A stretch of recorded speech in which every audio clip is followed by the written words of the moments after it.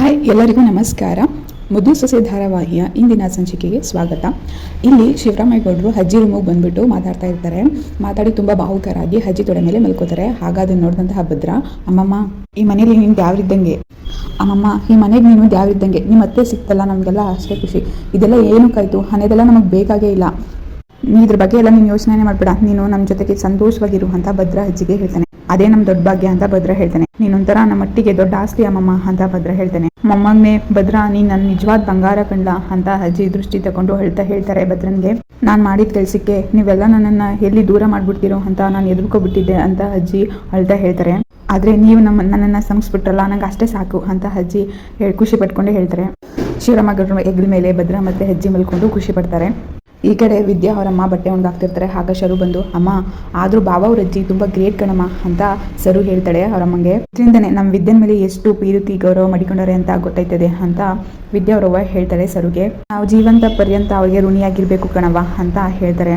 ಅಷ್ಟೊತ್ತಿಗೆ ಸರುಗೆ ಫೋನ್ ಬರುತ್ತೆ. ಆಗ ಸರು ಇದ್ಯಾರ್ದವ್ವ ಹೊಸ ನಂಬರು ಅಂತ ಅಂದ್ಬಿಟ್ಟು ರಿಸೀವ್ ಮಾಡ್ತಾಳೆ. ಆಗ ಆ ಕಡೆಯಿಂದ ಡಾಕ್ಟರ್ ಫೋನ್ ಮಾಡಿ ನಾಳೆ 11 ಗಂಟೆಗೆ ಸ್ಕ್ಯಾನಿಂಗ್ ಬರಬೇಕು ಅಂತ ಹೇಳಿದರೆ, ಅದಕ್ಕೆ ಸರಿ ಆಯಿತು ಅಂತ ಸರು ಹೇಳ್ತಾಳೆ. ಅದಕ್ಕೆ ರತ್ನ ಇದ್ಬಿಟ್ಟು ಕೇಳ್ತಾಳೆ, ಯಾರವ ಅದು ಅಂತ. ಅವ ಡಾಕ್ಟ್ರು, ಅದೇ ಅಕ್ಕಂಗೆ ಸ್ಕ್ಯಾನಿಂಗಿಗೆ ಬರೆಸಿದ್ದಲ್ಲವ, ಸ್ಕ್ಯಾನಿಂಗಿಗೆ ನಾಳೆ 11 ಗಂಟೆಗೆ ಹೋಗ್ಬೇಕಂತೆ ಕಣವ ಅಂತ ಸರು ಹೇಳ್ತಾಳೆ.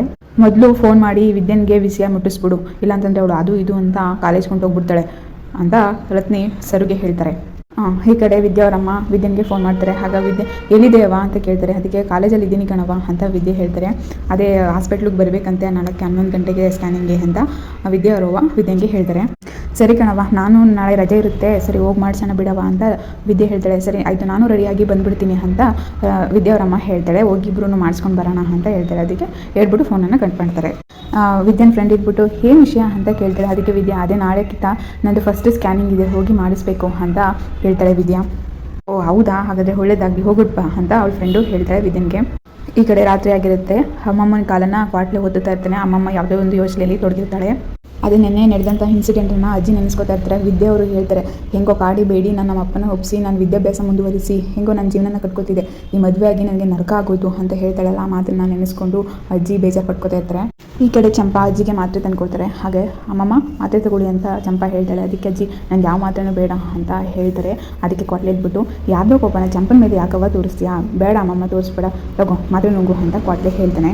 ಅಮ್ಮಮ್ಮ ಮಾತ್ರೆನ ನುಂಗ್ತಾರೆ. ಅಷ್ಟೊತ್ತಿಗೆ ವಿದ್ಯೆ ಅಲ್ಲಿಗೆ ಬರ್ತಾರೆ.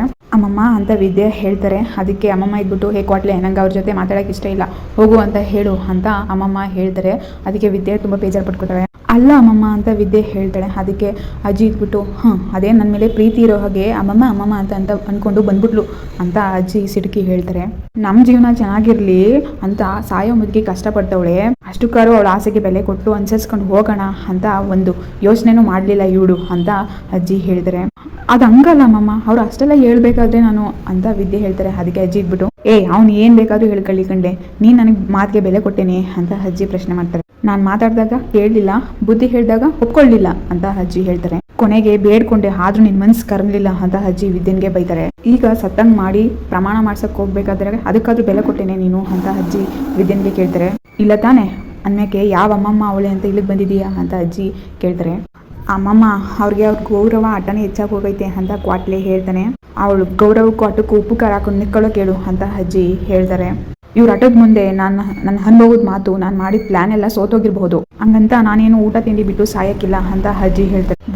ದೇವರು ಕೊಟ್ಟಷ್ಟು ಕಾಲ ಬದುಕಿ ಆಮೇಲೆ ಹೋಯ್ತೀನಿ ಅಂತ ಅಜ್ಜಿ ಹೇಳ್ತಾರೆ. ಆದ್ರೆ ನನ್ನ ಮಾತಿಗೆ ನನ್ನ ಮೊಮ್ಮಕ್ಕಳು ಬೆಲೆ ಕೊಡ್ಲಿಲ್ವಲ್ಲ ಅನ್ನೋದು ಗಾಢವಾಗಿ ನನ್ನ ಕಾಡುತ್ತೆ ಅಂತ ಅಜ್ಜಿ ಹೇಳ್ತಾರೆ. ಚಂಪಿ, ನನ್ನ ಮಾತಿಗೆ ಸೊಪ್ಪಾಕಿಲ್ಲ ಅಂದಮೇಲೆ ನಿಂತ್ಕೊಂಡು ಸಾರಿಗೆ ಒಗ್ಗರಣೆ ಹಾಕೋದು ಅವಶ್ಯಕತೆ ಇಲ್ಲ ಅಂತ ಹೋಗಕ್ಕೆ ಹೇಳು ಅಂತ ಚಂಪಂಗೆ ಅಜ್ಜಿ ಹೇಳ್ತಾರೆ.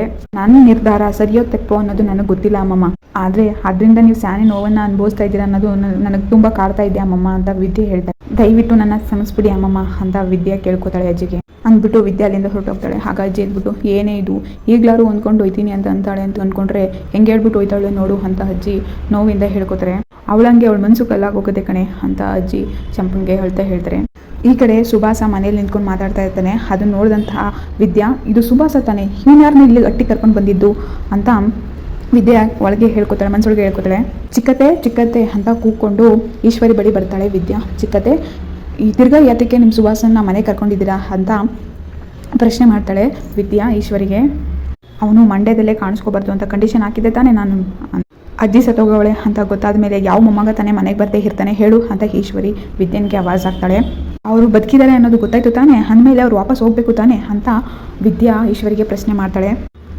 ಯಾಕಿಷ್ಟು ಓವರಾಗಿ ಆಡ್ತಿದ್ಯಾ ಅಂತ ಈಶ್ವರಿ ವಿದ್ಯನ್ಗೆ ಕೇಳ್ತಾರೆ. ಅಲ್ಲ ವಿದ್ಯಾ, ಅವನು ತಪ್ಪು ಮಾಡೋನೇ ನಿಜ, ಅವ್ನು ಮಾಡಿರೋ ಒಂದು ಸಣ್ಣ ತಪ್ಪಿಗೆ ಜೀವನ ಪರ್ಯಂತ ಆಚೆ ಇರಬೇಕು ಅಂತ ಎಷ್ಟು ನ್ಯಾಯ ಹೇಳು ಅಂತ ಈಶ್ವರಿ ವಿದ್ಯನ್ಗೆ ಕೇಳ್ತಾಳೆ. ಏನೋ ಬುದ್ಧಿ ಕೆಟ್ಟು ತಪ್ಪು ಮಾಡ್ಬಿಟ್ಟು ಅವನು ಅದನ್ನೇ ಹಿಡ್ಕೊಂಡು ಕೂತ್ಕೊಂಡ್ರೆ ಆದದೇ ಹೇಳು ಅಂತ ಈಶ್ವರಿ ಹೇಳ್ತಾಳೆ. ಬುದ್ಧಿಗೆಟ್ಟು ಅವತ್ತು ಮಾವನ್ನೇ ಸಹಿಸೋಕೆ ಹೋಗಿದ್ದ, ಇನ್ಮೇಲೆ ಬುದ್ಧಿಗೆಟ್ಟು ಏನು ಮಾಡೋಕ್ಕೆ ಅವ್ನ ಕೆಲ ಆಗಲ್ಲ ಅಂತ ಅಂದ್ಕೊಂಡಿದ್ದೀರಾ ನೀವು? ಇನ್ನೇನಾದರೂ ಮಾಡಿದ್ರೆ ಹೆಚ್ಚು ಕಮ್ಮಿ ಮಾಡಿದ್ರೆ ಏನು ಮಾಡೋದು ಅಂತ ವಿದ್ಯಾ ಈಶ್ವರಿಗೆ ಕೇಳ್ತಾಳೆ. ಇಲ್ಲ ವಿದ್ಯಾ, ಈಗ ಅವನಿಗೆ ಬುದ್ಧಿ ಬಂದಿದೆ, ಅವನು ಬದಲಾಗವನೆ ಅಂತ ಈಶ್ವರಿ ಹೇಳ್ತಾಳೆ.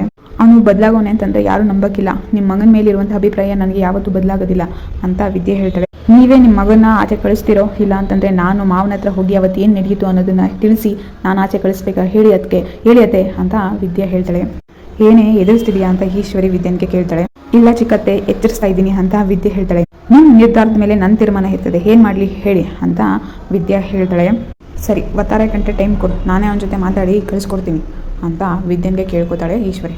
ಒತ್ತಾರ ಏನೋ ಅವ್ನು ನನ್ನ ಕಣ್ಣಿಗೆ ಬಿದ್ದರೆ ನಾನು ಸುಮ್ಮನೆ ಇರೋಕ್ಕಿಲ್ಲ, ನಾನು ಏನು ಮಾಡಬೇಕು ಅನ್ನೋದನ್ನು ನಾನು ಮಾಡೇ ಮಾಡ್ತೀನಿ ಅಂತ ವಿದ್ಯೆ ಹೇಳ್ಬಿಟ್ಟು ಹೋಗ್ತಾಳೆ. ಈ ಕಡೆ ವಿದ್ಯಾ ಓದ್ತಾ ಇರ್ತಾಳೆ. ಆಗ ಭದ್ರ ಮನೆಗೆ ಬಂದುಬಿಟ್ಟು ಅಯ್ಯಪ್ಪ ಹೊಟ್ಟೆ ಈಗ ಚುರುಗುಡ್ತೈತೆ, ಮಳೆಗಾಲ ಅಂದರೆ ಸಾಕು ಯಾಕಿಷ್ಟು ಹೊಟ್ಟೆ ಚುರುಗುಡ್ತೈತೆ ಅಂತಂದರೆ ಯಪ್ಪ ಅದಕ್ಕೆ ಅನಿಸುತ್ತೆ ಬಜ್ಜಿ ಬೋಂಡದ ಅಂಗಡಿಲಿ ಜನ ನೊಣೆ ಮುತ್ತಿರೋ ಥರ ಮುತ್ಕೊಳ್ಳೋದು ಅಂದ್ಬಿಟ್ಟು ಫಸ್ಟ್ ಊಟ ಮಾಡ್ಕೊಬಿಡೋಣ ಅಂತಂತಾರೆ. ಅದಕ್ಕೆ ವಿದ್ಯೆನ ನೋಡ್ಬಿಟ್ಟು ಓದ್ಕೊತಾ ಇರಬೇಕು, ಓದ್ಲಿ ಬಿಡು ಏನೋ ಒಂದು ಮಾಡ್ಕೊಳ್ಳಿ ಅಂತ ಅಂದ್ಬಿಟ್ಟು ಭದ್ರ ಊಟ ಮಾಡ್ತಾ ಇರ್ತಾನೆ. ಅದಕ್ಕೆ ವಿದ್ಯೆ ಇದ್ಬಿಟ್ಟು ಕೆಲವೊಂದಕ್ಕಿಂತ ಕಪ್ಪೆ ಒಟ್ಕೊಡುತ್ತೆ ಅಂತ ಕೇಳಿದ್ದೆ, ಆದರೆ ಈ ಮನುಷ್ಯರು ಯಾಕಿಷ್ಟು ಒಟ್ಕೊಡ್ತಾರೋ ಅಂತ ಟಾಂಟ್ ಕೊಡ್ತಾಳೆ ವಿದ್ಯಾ. ಏ ಬದ, ನಿನ್ನ ಮೇಲೆ ಹೊಟ್ಟೆ ಕಿಚ್ಕೊಂಡ್ಲಾ, ನೀನು ಒಬ್ಬನೇ ಬದುಕ್ತಿದ್ಯಾ ಅಂತ ಹೊಟ್ಟೆ ಕಿಚ್ಚು, ಆದರೂ ಬದಲ ನೀನು ಏನು ಬೇಕಾದರೂ ಮಾಡ್ಕೊ, ಫಸ್ಟು ನೀನು ಅಡುಗೆ ಕಟ್ಬಿಟ್ಟಲ್ಲ ಅದು ಸೂಪರ್ ಕಣ್ಲಾ ಅಂತ ಭದ್ರ ತನಗೆ ತಾನೇ ಮಾತಾಡ್ಕೊತಾ ಇರ್ತಾನೆ. ಇಲ್ಲೇ ಭದ್ರ, ನೀನು ಬರ್ತಾ ಬರ್ತಾ ಚೆನ್ನಾಗಿ ಅಡುಗೆ ಮಾಡ್ತಾ ಇದ್ದೀ ಕಣ್ಲಾ, ಲೇ ಭದ್ರ ಇನ್ಮೇಲೆ ನೀನು ಯಾರನ್ನೂ ನಂಬಿ ಬದುಕಬೇಕಾದ ಅವಶ್ಯಕತೆ ಇಲ್ಲ ಕಣ್ಲಾ ಅಂತ ಭದ್ರ ತನಗೆ ತಾನೇ ಮಾತಾಡ್ಕೊತಾ ಇರ್ತಾನೆ. ಅದನ್ನ ನೋಡಿ ವಿದ್ಯಾ ಅಯ್ಯೋ ಅಂತ ಇರ್ತಾಳೆ. ಏನೋ ಹೆಂಡತಿ ಸಹಾಯ ಇಲ್ಲ ಅಂತಂದರೆ ಖಾಲಿ ಹೋಟೆಲ್ ಮನ್ಕೋತಾನೆ ಅಂತ ಅನ್ಕೊಬಿಟ್ಟಿದ್ಲ ಕಾಗೆ ಮುದುಕಿ. ನೋಡು ನಾನು ಎಷ್ಟು ಚೆನ್ನಾಗಿ ಅಡುಗೆ ಮಾಡ್ಕೊಂಡು ತಿಂತಾ ಇದ್ದೀನಿ ಅಂತ ಭದ್ರ ತನಗೆ ತಾನೇ ಉಳ್ಕೊಳ್ತಾ ಇರ್ತಾನೆ.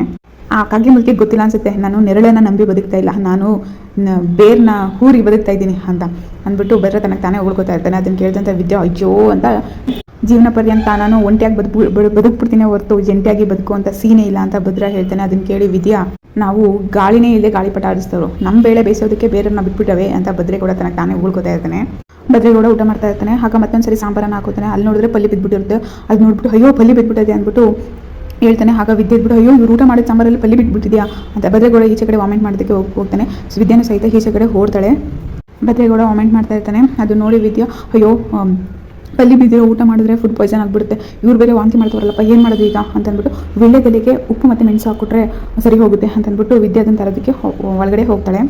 ಈ ಕಡೆ ಈಶ್ವರಿ ಸುಭಾಸನ ಬೈತಾ ಇರ್ತಾಳೆ. ನೀನು ಈಗಲೇ ಊರನ್ನ ಖಾಲಿ ಮಾಡಬೇಕು ಅಂತ ಸುಭಾಸನ್ಗೆ ಈಶ್ವರಿ ಹೇಳ್ತಾಳೆ. ಅದಕ್ಕೆ ಸುಭಾಸ ಇದ್ಬಿಟ್ಟು ಏನವ ಹೇಳ್ತಿದ್ಯಾ, ಬಂದು ಒಂದು ದಿನ ಆಗಿಲ್ಲ, ನಾನು ಈಗ ಊರು ಬಿಟ್ಟು ಹೋಗ್ಬೇಕಾ ಅಂತ ಹೇಳ್ತೇನೆ. ಅದಕ್ಕೆ ಈಶ್ವರಿ ಇದ್ಬಿಟ್ಟು ಮಾಡಿದಿಲ್ಲಪ್ಪ ಗನಂದರಿ ಕೆಲಸ, ಅದಕ್ಕೋಸ್ಕರ ನೀನು ಊರು ಬಿಟ್ಟು ಹೋಗಲೇಬೇಕು, ಇಲ್ಲಾಂತಂದರೆ ಭದ್ರ ನಿನ್ನನ್ನು ಸುಮ್ಮನೆ ಬಿಡ್ತಾನೆ. ಅವಳೇನು ಆ ವಿದ್ಯೆ ಏನಾದರೂ ಭದ್ರನ ಜೊತೆ ಹೇಳ್ಬಿಟ್ರೆ ಆ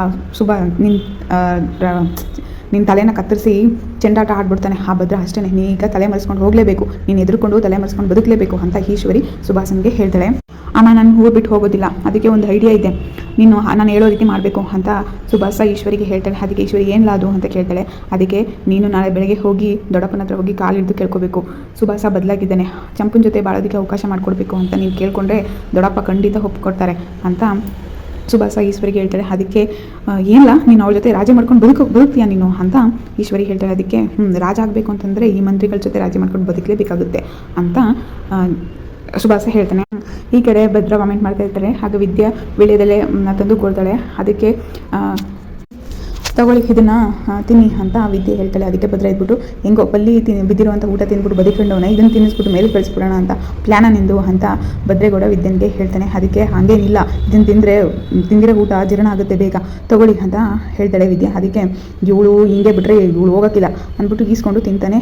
ಭದ್ರೇಗೌಡ ತಿಂದ್ಬಿಟ್ಟು ಎದೆ ಉರಿ ಅಂತಿರ್ತಾನೆ. ಅದು ಹಂಗೇನೆ ಸ್ವಲ್ಪ ಹೊತ್ತು ಇರುತ್ತೆ, ಏನಾಗಲ್ಲ ಸುಮ್ಮನೆ ಇರಿ ಅಂತ ವಿದ್ಯೆ ಹೇಳ್ತಾಳೆ. ಅದಕ್ಕೆ ಭದ್ರೇಗೌಡ ಏನು ಇದ್ದಕ್ಕಿದ್ದ ನನ್ನ ಮೇಲೆ ಇಷ್ಟೊಂದು ಕರಿಕರಣ ಬಂದ್ಬಿಟ್ಟೈತೆ ನಿಮಗೆ ಅಂತ ಭದ್ರೇಗೌಡ ವಿದ್ಯೆನೇ ಕೇಳ್ತಾನೆ. ಅದಕ್ಕೆ ನೀವು ನನ್ನ ರೂಮ್ಮೇಟ್ ಅಲ್ವಾ ಅದಕ್ಕೇನೆ ಅಂತಂತಾನೆ. ರೂಮ್ಮೇಟ್ ಹಂಗಂದ್ರೇನು, ನಮಗೆ ಈ ರೂಮ್ಮೇಟು ಕ್ಲಾಸ್ಮೇಟು ಅವೆಲ್ಲ ನಂಗೆ ಗೊತ್ತಿಲ್ಲ, ನಂಗೆ ಗೊತ್ತಿರೋದು ಗ್ಲಾಸ್ಮೇಟು ಅಂತ ಅದಕ್ಕೆ ವಿದ್ಯೆ ಗ್ಲಾಸ್ಮೇಟ್ ಅಂತಂದ್ರೆ ಏನು ಅಂತಂದರೆ ನಮ್ಮ ಜೊತೆ ಕೂತ್ಕೊಂಡು ಒಟ್ಟಿಗೆ ಕುಡಿಯೋರನ್ನ ನಾವು ಗ್ಲಾಸ್ಮೇಟು ಅಂತ ಅಂತೀವಿ ಅಂತ ಭದ್ರೇಗೌಡ ಹೇಳ್ತಾನೆ. ಅದಕ್ಕೆ ವಿದ್ಯಾ ನಿಮಗೆ ಗೊತ್ತಿರೋದೊಂದೇ ಕೊಡೋಯ್ತಾಗೆ ಅಂದ್ಬಿಟ್ಟು ಚಂಬನ ಈಸ್ಕೊಂಡು ಹೊರಟೋಗ್ತಾಳೆ ವಿದ್ಯಾ. ಈ ಕಡೆ ಈಶ್ವರಿ ಮನೆಯವ್ರನ್ನೆಲ್ಲ ಒಟ್ಟಿಗೆ ಸೇರಿಸಿರ್ತಾಳೆ. ಅದಕ್ಕೆ ಶಿವರಾಮೇಗೌಡರ ಗೋವಿಂದ ಅವ್ರು ಇದ್ಬಿಟ್ಟು ಇದೇನು ಒತ್ತಾರೆ ಎಲ್ಲರನ್ನೂ ಸೇರಿಸೋಳಲ್ಲ ಈಶ್ವರಿ, ಏನು ವಿಷಯ ಅಂತ ಗೊತ್ತಾಯ್ತಾಣ ಅಂತ ಗೋವಿಂದ ಅವರು ಶಿವರಾಮೇಗೌಡರನ್ನ ಕೇಳ್ತಾರೆ. ಅದಕ್ಕೆ ಏನಿಲ್ಲ ಅಂತ ಅಷ್ಟೊತ್ತಿಗೆ ಸುಭಾಸನ ಕರ್ಕೊಂಡು ಈಶ್ವರಿ ಬರ್ತಾಳೆ. ಬಾಬಾ, ಸುಭಾಸ ನೆನ್ನೆ ಅಮ್ಮಂಗೆ ರೀತಿ ಆಗಿದೆ ಅಂತ ಬಂದಿದ್ನ, ಇವಾಗ ಹೋಯ್ತೀನಿ ಅಂತ ಹೇಳ್ತಾ ಇದ್ದೇನೆ ಅಂತ ಹೇಳ್ತಾಳೆ. ಅದಕ್ಕೆ ಗೋವಿಂದ ಎದ್ಬಿಟ್ಟು ಹೋಗ್ಲಿ ಬಿಡು ಅಂತ ಹೇಳ್ತಾನೆ. ಅದಕ್ಕೆ ನೀವೇ ಹಿಂಗೆ ಅಂದ್ಬಿಟ್ರೆ ಏನು ಮಾಡೋದು, ಅದರ ತಪ್ಪಿಗೆ ಕ್ಷಮೆನೇ ಇಲ್ವಾ, ನಾವೆಲ್ಲ ಇದ್ದು ನನ್ನ ಮಗ ಪರದೇಶಿಯಾಗಿ ಬದುಕಬೇಕಾ ಅಂತ ಈಶ್ವರಿ ಹೇಳ್ತಾಳೆ. ಅದಕ್ಕೆ ಹೌದು, ಅವ್ನು ಪರದೇಶಿಯಾಗಿ ಬದುಕಲೇಬೇಕು ಅಂತ ಹೇಳ್ತಾರೆ ಗೋವಿಂದ ಅವರು. ಅದಕ್ಕೆ ಈಶ್ವರಿ ಕೋಪ ಮಾಡ್ಕೊಳ್ತಾಳೆ. ಅಲ್ಲಿಗೆ ಈ ಸಂಚಿಕೆ ಮುಕ್ತಾಯವಾಗುತ್ತೆ. ಈ ವಿಡಿಯೋ ಏನಾದರೂ ಇಷ್ಟ ಆದರೆ ಪ್ಲೀಸ್ ಲೈಕ್ ಮಾಡಿ, ಶೇರ್ ಮಾಡಿ, ಕಮೆಂಟ್ ಮಾಡಿ. Thank you.